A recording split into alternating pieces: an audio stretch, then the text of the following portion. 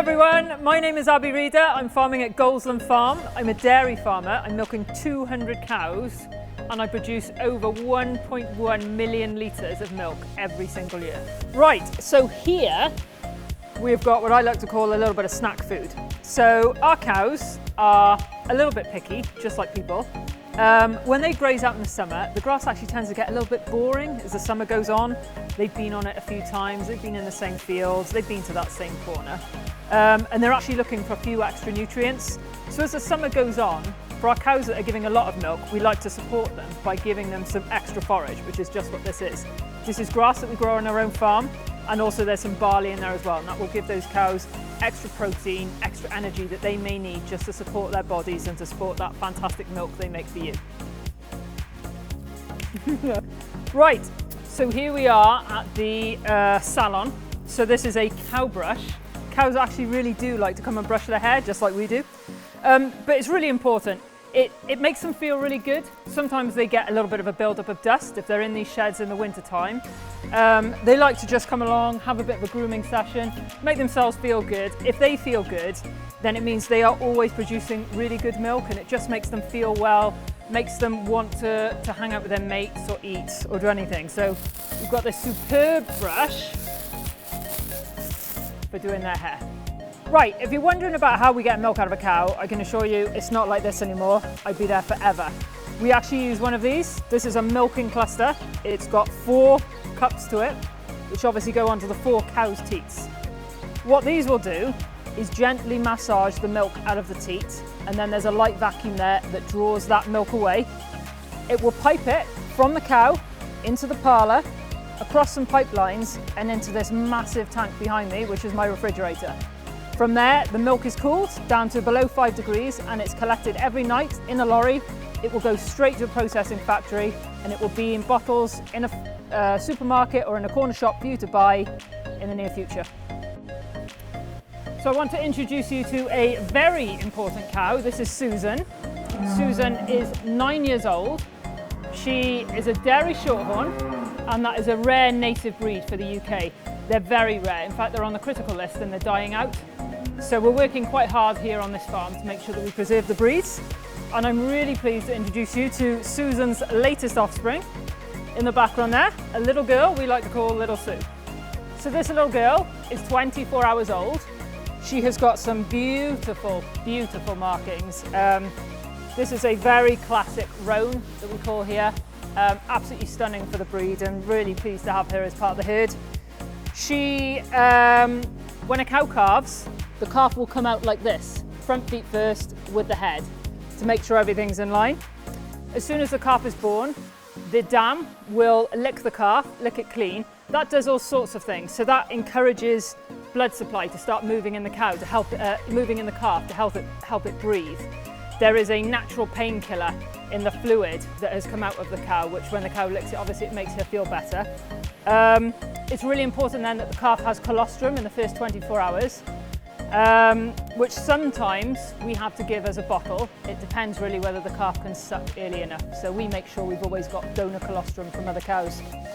And if you came back here in 2 years' time, this little one will be an adult and she will be having her first calf just like her mother. Right, so you might think, how on earth do you tell the time on a farm? Well, there's a couple of options. You could look at your watch, but I'm not wearing one.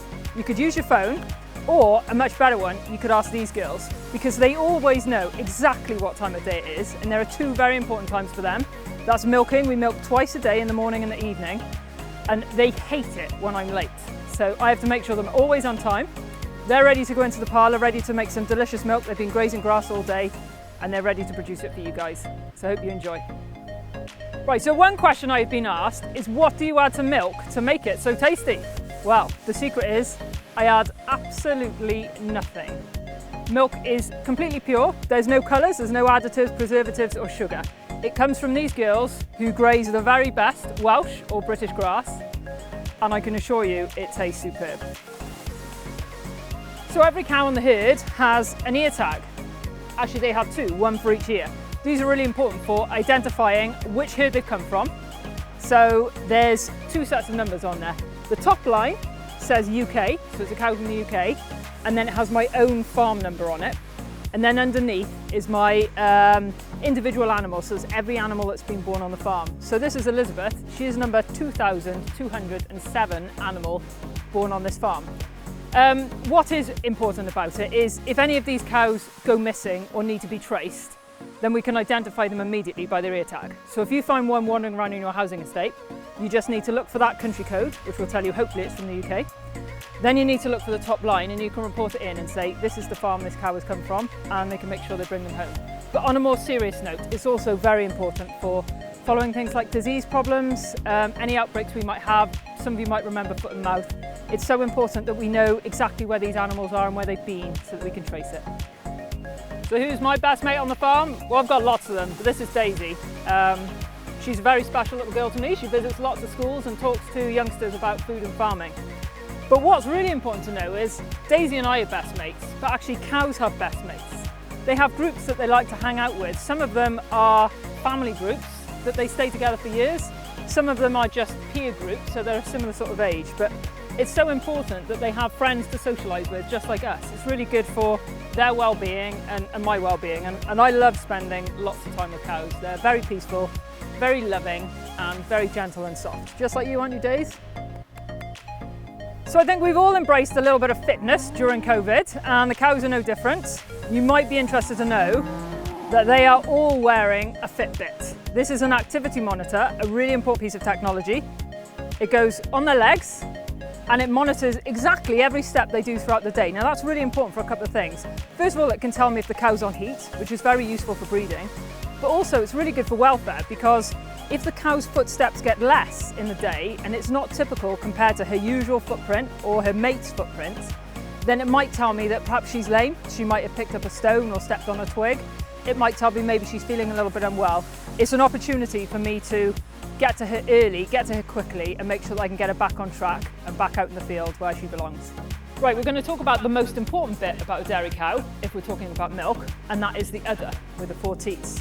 So if you look along here, there's this big fat sausage. This is actually the milk vein, it's the blood supply.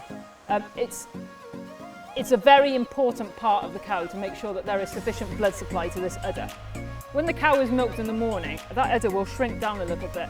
But when she comes out into the field to start grazing, or if she's in the shed having a snack, the udder is going to start to fill up, which is obviously where the milk is collecting.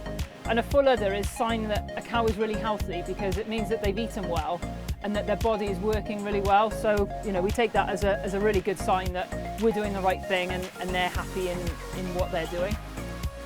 If we talk about how much milk a cow will give on average, it's roughly about 24 litres a day. It will vary, but about 24 litres a day. And if you put that into context, if you double it, you roughly get the pints. We're talking about 48 pints in a day. Milk comes out of here, 4 teats, really healthy. Right, a couple of special messages about cow senses. So if we think about the cow's sense of smell, it is incredible. They can actually smell up to 6 miles away. And there are certain scents that they really like, and I happen to know they really like chocolate. And it is quite surprising actually. If I've got chocolate in my pocket, they know exactly where it is. So they're really quite clever there. Also, funnily enough, cows don't have upper front teeth. They just have bottom front teeth. And then they obviously have upper and lower molars. So when they're grazing, they actually graze with their tongues. So obviously in the UK, we're really good at growing grass, and we grow some nice grass that's roughly about this long. And they will put this massive tongue out and grab that grass. They'll grip it with their top gum and their bottom teeth, and they will tear that grass away and swallow it. And then even more interesting than that, they'll actually swallow that food and put it away for a little while, and then they'll regurgitate it again and re-chew it, because grass has got a lot of lignin in it and they need to break that down. So they will chew that cud and re-swallow it, and that really is when they're getting the best out of the grass that they're eating and turning it into fantastic milk. And it's such a great cycle. They're eating carbon, which is eating grass, which is drawing carbon out of the atmosphere. They're turning it into food, and then they're also recycling it because it's going out the back end as a fertiliser as well. So 10 out of 10 to you girls.